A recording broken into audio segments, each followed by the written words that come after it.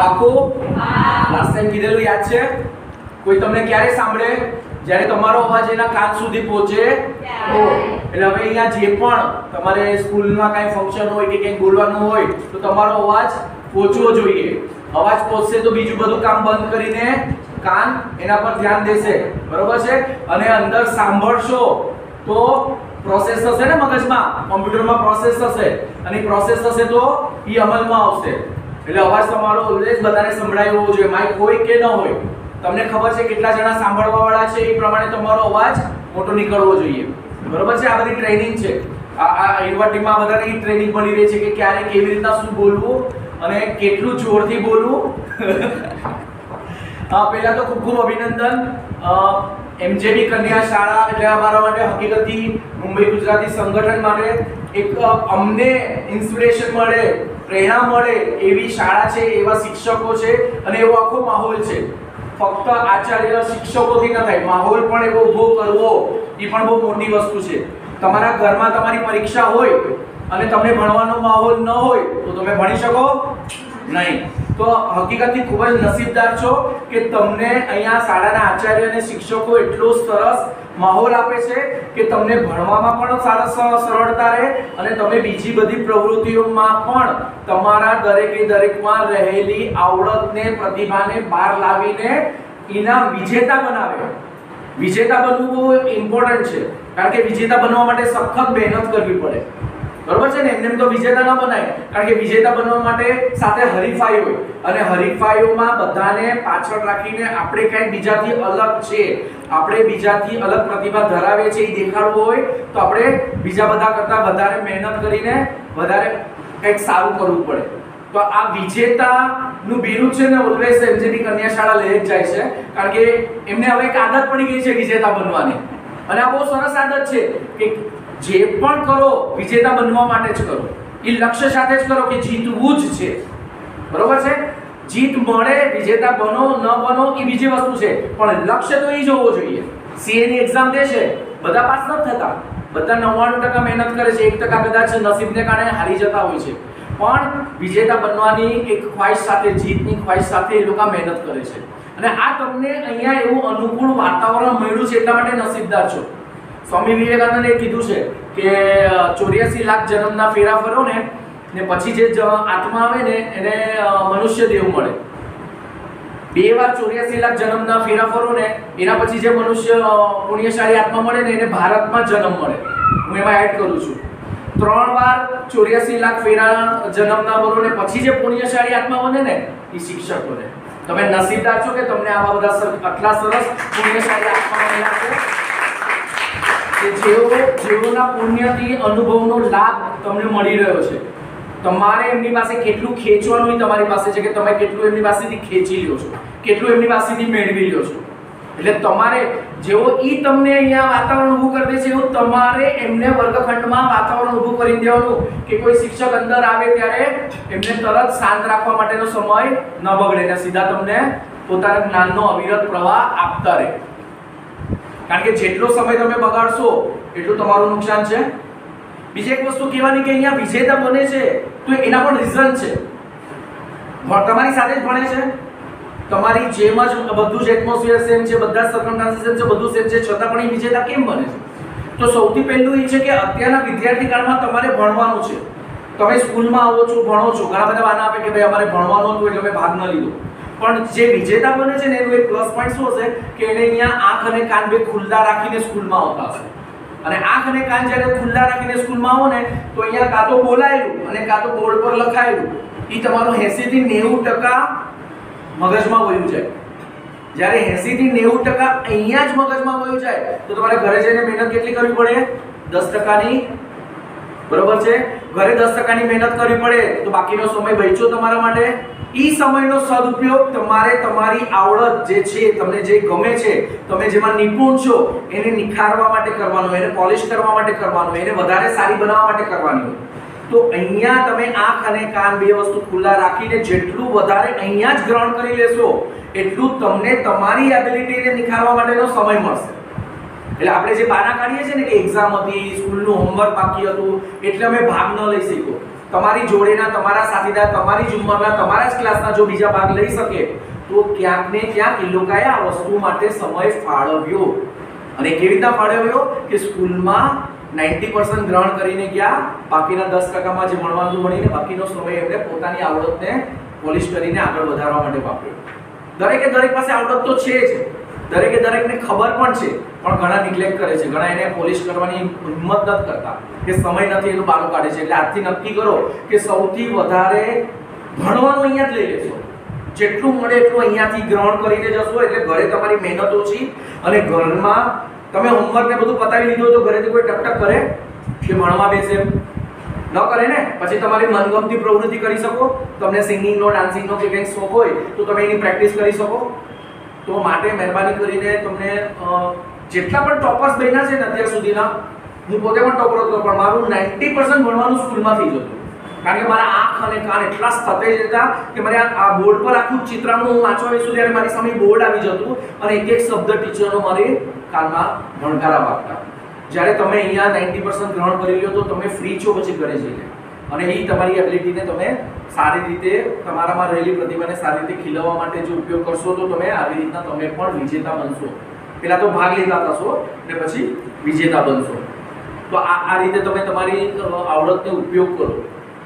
તમને બહુ ફ્રેન્કલી કહું છું, ટીચર ઊભા છે છતાં પણ કહું છું, આ મારો પર્સનલ એક્સપિરિયન્સથી કહું છું કે તમારા 10મા ધોરણના માર્ક ફક્ત ને ફક્ત કોલેજના એડમિશનમાં કામ આવવાના છે. કોલેજના બીકોમના કે બીએના કે ડિગ્રીના ફાઇનલ યરના માર્ક ફક્ત ને ફક્ત પહેલું વર્ષ તમારી નોકરીમાં પ્રવેશ મળે એટલા માટે કામમાં આવવાના છે. એના પછી જિંદગીમાં કોઈ તમારા એસએસસીના કે કોલેજના ડિગ્રીના ફાઇનલ યરના માર્ક પૂછવાનું નથી. પછી શું કામ આવવાનું છે? તો એકવાર એક કંપનીમાં નોકરીમાં લાગી ગયા, તો કોઈ જગ્યાએ કામ પર લાગી ગયા, પછી એવરી યર તમને કોઈ પૂછવાનું છે કે 10મીમાં કેટલા આવ્યા હતા, કોલેજના ફાઇનલ યરમાં કેટલા આવ્યા, કોઈ પૂછવાનું છે? તો પછી શું કામ લાગશે તમને જીવનમાં આગળ વધવા માટે? તમે જે આ વર્ષો દરમિયાન તમારી એબિલિટીને જે ડેવલપ કરી હશે, એ ડેવલપ કરેલી એબિલિટી તમને આગળ લઈ જશે અને તમારી આવડત જિંદગીભર તમારી સાથે રહેશે અને એ આવડત તમને આગળ લઈ જશે. એનો મતલબ એમ પણ નથી કે હું તમને એમ નથી કહેતો કે તમારે ભણવાનું નથી, તમારે સારા પર્સન્ટેજ નથી લાવવાના. તમારે સારા પર્સન્ટેજ લાવવાના છે, તમારો શોર્ટ ટર્મ ગોલ છે. એ તમારે ફક્ત નેક્સ્ટ યર કોલેજના એડમિશન પૂરતું મર્યાદિત છે. ફાઇનલ યરના ફક્ત નવી નોકરી, પહેલી નોકરી માટે મર્યાદિત છે. પણ તમે જે તમારી આવડત ખીલવી હશે એ તમારી આખી જિંદગી કામ લાગશે. તો પ્લીઝ એના પર તમે ધ્યાન આપો. તમારામાં શું આવડત છે એને વધારે નિખારવાની કોશિશ કરો. આ શિક્ષકો પાસે આટલા વર્ષોનો અનુભવ છે, એમનો યુઝ કરો અને તમે તમારી રીતે એ વસ્તુમાં આગળ વધો. સમયનો સદુપયોગ કરો.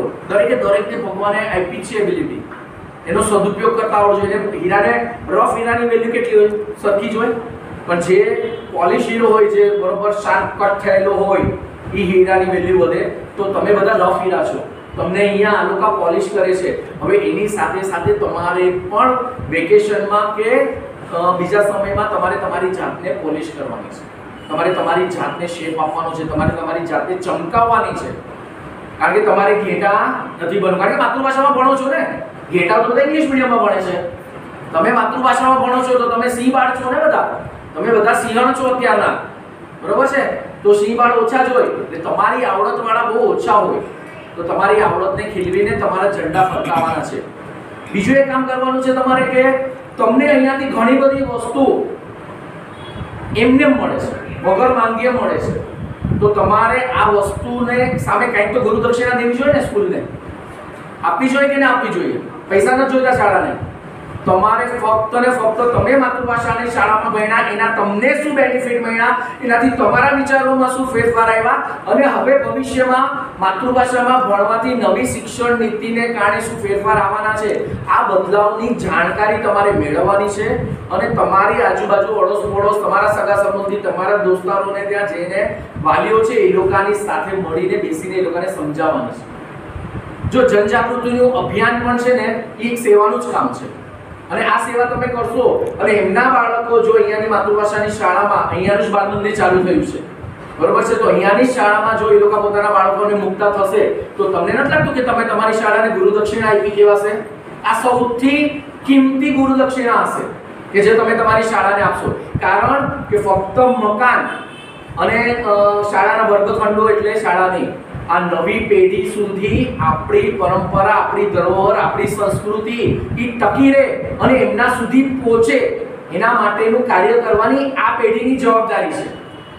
જો આ પેઢી કાર્ય નહીં કરે તો નવી પેઢીને આપણે આપી નહીં શકીએ. બરોબર છે? એટલે આ બધી જ વસ્તુ નવી પેઢી સુધી પહોંચાડવા માટે તમારે યોદ્ધા બનવાનું છે. યોદ્ધા શું કામ કીધા મેં? કઈ છે દિમાગમાં યોદ્ધા શું કામ કીધા? આ અવિરત લડાઈ છે અને યુદ્ધમાં જ્યારે એકબીજા સાથે તાલમેલ ન હોય ને તો આપણે હારી જઈએ. એટલે તમારે તમારા શિક્ષકો, તમારી સાથેના તમારા મિત્રો, ફ્રેન્ડ્સ બધા સાથેનો એવો તાલમેલ હોવો જોઈએ કે સાથે મળીને પરિણામલક્ષી તમે કાર્ય કરો, કે આ પરિણામ મળવું જ જોઈએ. મેં નક્કી કર્યું છે કે આ વર્ષે મારી શાળામાં મારા તરફથી હું 3 બાળકોને 3 વાલીઓને સમજાવીને લઈ આવીશ. તો એ ટાર્ગેટ સાથે જ્યારે તમે કામ કરો, ધ્યેય બધાનું જ્યારે સૈનિક લડવા જાય ત્યારે ધ્યેય શું હોય કે આ સર કરવું છે. તો તમે તમારી જાતને જ્યારે તમે ટાર્ગેટ આપશો, તમારી જાતને તમે ધ્યેય આપશો કે મારે ઓછામાં ઓછા 3 વાલીઓને અંદર સમજાવવા છે કે તમે તમારા બાળકોને આ શાળામાં મોકલાવો, તો એ ધ્યેય સાથે જ્યારે તમે બધા સાથે મળીને કામ કરશો તો તમે ટાર્ગેટ એચીવ કરી શકશો, તમે ધ્યેય એચીવ કરી શકશો.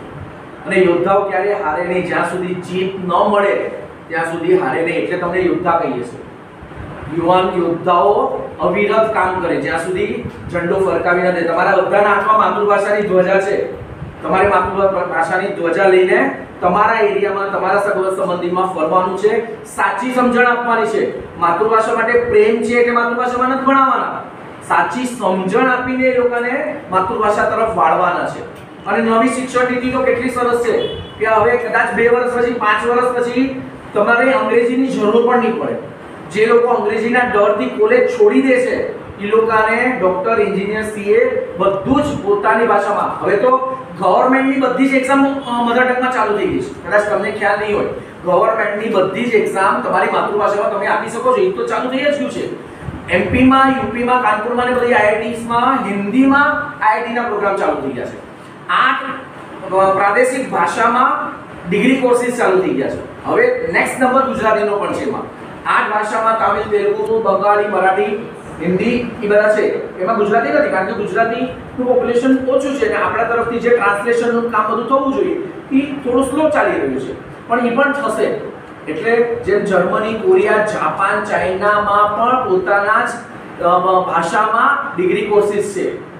આપણી બલિયારી હતી કે 75 વર્ષ સુધી આના પર કોઈએ કામ ન કર્યું. એટલે આજે પણ આપણે માનસિક ગુલામ છીએ કેના? અંગ્રેજીના. તો આપણે હવે એ ગુલામીમાંથી બહાર નીકળીને જો સરકાર આપણા માટે આ બધું કરી રહી છે તો આપણો પણ ફરજ બને છે કે આપણે પણ આ વસ્તુને લોકો સુધી પહોંચાડીએ. ઘણા બધા એમ કહે કે ગુજરાતી માધ્યમની શાળાઓ જ ક્યાં છે? તો ક્યાંક ને ક્યાંક આપણે એમાં જિમ્મેદાર છે કે આપણે લોકો સુધી પહોંચાડી નથી કે પણ આજે પણ ગુજરાતી માધ્યમની શાળાઓ જીવંત છે. તો આ જનજાગૃતિનું અભિયાન પણ બહુ મોટું અભિયાન છે. એ પણ એક પ્રકારની સેવા છે અને એક પ્રકારની લડાઈ પણ છે. લડાઈ એટલે માટે છે કે તમને સામે કેવા ક્વેશ્ચન પૂછવામાં આવશે, કેવા અલગ અલગ પ્રકારના અમને થયા છે. 10 વર્ષમાં અમને ઘણા બધા ખરાબ અનુભવો પણ થયા છે, અપમાન પણ થયા છે, બધું જ થયું છે અમારું. પણ અમે ડટી રહ્યા. અને આજે ડટી રહ્યા એટલે 40 જણાની ટોપર્સની યુવાનોની ટીમ જોડાઈ છે. અને આજે બધા જ મળીને એ લોકોના મૂળિયા એટલા જબરજસ્ત છે કે ગમે તેવા વાવાઝોડા હલાવી ન શકે. આપણે સામેવાળાને પલટાવીને આવીએ. બરોબર ને? આપણે ચાણક્ય વાળા છે ભાઈ. આપણે સામેવાળાની બુદ્ધિ ફેરવીને આવી જઈએ. આપણે આપણા મૂળિયા સ્ટ્રોંગ પકડીને રાખીએ. તો આ પ્રમાણે તમારે યુવા યોદ્ધા તરીકે કામ કરવાનું છે. વેકેશનમાં તમારા એરિયામાં તમારે 10-15 ગુજરાતી વાલીઓને ભેગા કરવાના છે. મીટિંગ લેવા માટે તમે કહેશો ત્યારે હું અહીંયા આવીશ. મારી યુવા ટીમ સાથે હશે. તમે લોકો પણ શીખજો કે કેવા પ્રશ્નો આવે ને એના સંતોષકારક જવાબ, વાલીઓને સંતોષ થાય એવા જવાબ જ્યારે આપશો ને ત્યારે વાલીઓ પાસે ઓપ્શન જ નથી. એ લોકો પાસે ઓપ્શન જ નથી કે માતૃભાષામાં ભણાવવા સિવાય. તો એવા સંતોષકારક જવાબ કેવી રીતના દેવા એ પણ તમને પણ શીખવા મળશે. તમને પણ બધા સાથે કેવી રીતના કોમ્યુનિકેટ કરવું એ આવડશે. તો વેકેશનમાં દરેક વિદ્યાર્થીની પોતાના એરિયામાં, પોતાના સગામાં 10-15 વાલીઓને ભેગા કરી અને મુંબઈ ગુજરાતીની ટીમને કહેશે. મુંબઈ ગુજરાતીની ટીમ બધી સ્કૂલોનો સાથે મળીને એક દિવસમાં 4-5 મીટિંગ થાય, 6-7 મીટિંગ થાય, એ રીતનું પ્લાનિંગ કરશું આપણે. અને આખું વેકેશન આપણે આ કામ કરવાનું છે. આખું વેકેશન મારી બેનને રિક્વેસ્ટ છે કે અહીંયા સ્કૂલમાં બે ક્લાસરૂમ અમને આપજો.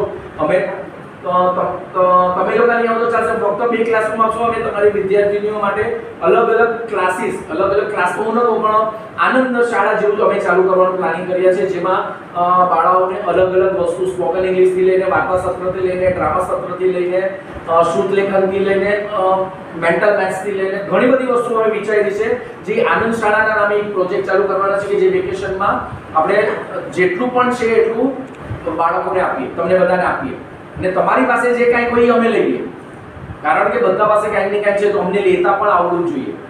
અમારા ઘણા બધા યુવા ટીમના સ્પોકન ઇંગ્લિશના છોકરાઓ નવી રીતે સ્પોકન ઇંગ્લિશ શીખવાડવાનું અમે યુવા ટીમ પાસેથી શીખ્યા કે કેવી રીતના ભણાવાય, કેવી રીતના હસતા રમતા એસેક શીખવાડાય. તો તમારી પાસેથી અમે ઘણું બધું શીખશું. તો આ આપણે કરશું તો આપણે હકીકતથી એક માતૃભાષાની માધ્યમનો ડંકો વાગશે. મારે હકીકતથી કેવું જોઈએ કે જ્યારે તમારું ઇનર સર્કલ છે ને એ બહારની સાઈડમાં પ્રેશર આપે ને, તો બહારથી જે તમને નાનું કરવાવાળું પ્રેશર હોય ને એ પોતાની વડે દૂર થઈ જાય. બહારથી તમને પ્રેશર છે, સમાજનું પ્રેશર છે, બીજા બધા પ્રોટોકોલ્સનું પ્રેશર છે, રૂલ્સ રેગ્યુલેશનનું પ્રેશર છે, સમાજની માનસિકતાનું પ્રેશર છે, જે આપણી શાળાઓને ધીરે ધીરે નાની કરતી જાય છે. પણ હવે આ નાની કરેલી જે પ્રેશર, બહારનું પ્રેશર છે, પણ અંદરની કામ કરતી આપણી ટીમ એ બહારની સાઈડમાં જો પ્રેશર દેવાનું ચાલુ કરે તો આ બહારના પ્રેશર ઓછા થઈ જાય, આપણો વિસ્તાર વધતો જાય અને આપણે આ જ કરવાનું છે. આપણે આપણું વિસ્તાર બહારની તરફ, બહારની સાઈડમાં પ્રેશર જાય એ રીતે કરવાનું છે કે બહારના જે પરિબળો છે, જે આપણને નાના કરે છે, જે આપણને નેગેટિવિટીમાં નખાવે છે, જે આપણને નકારાત્મક કરાવડાવે છે, એ લોકોને આપણે નાના કરવાના છે ને આપણું ક્ષેત્રફળ આપણે વધારવાનું છે. તો આપણે આખા સર્કલમાં ઓવરઓલ બધી જગ્યાએથી આપણે ફેલાવવાનું છે. બધા સાથે કરશું કામ? પાકું? 10મા ધોરણ પછી પાછા મુંબઈ ગુજરાતી માટે કામ નથી કરવાનું. હું હજી બહુ ક્લિયર છું. મારા માટે 70 સ્કૂલ મારી છે. મુંબઈ ગુજરાતી અને મુંબઈ મહારાષ્ટ્રની ગુજરાતી માધ્યમની શાળાઓને તમે અલગ કરી ન શકો. બંને અલગ છે જ નહીં. મુંબઈ ગુજરાતી માટે કામ નથી કરવાનું, તમારે તમારી જ શાળા માટે કામ કરવાનું છે. મુંબઈ ગુજરાતી તમને 10 વર્ષના અનુભવનું પ્લેટફોર્મ તૈયાર કરીને આપશે.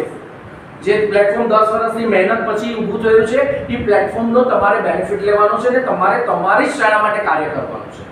તમે તમારી શાળા માટે કામ કર્યું એટલે મુંબઈ ગુજરાતીની એક શાળા માટે કામ થઈ ગયું.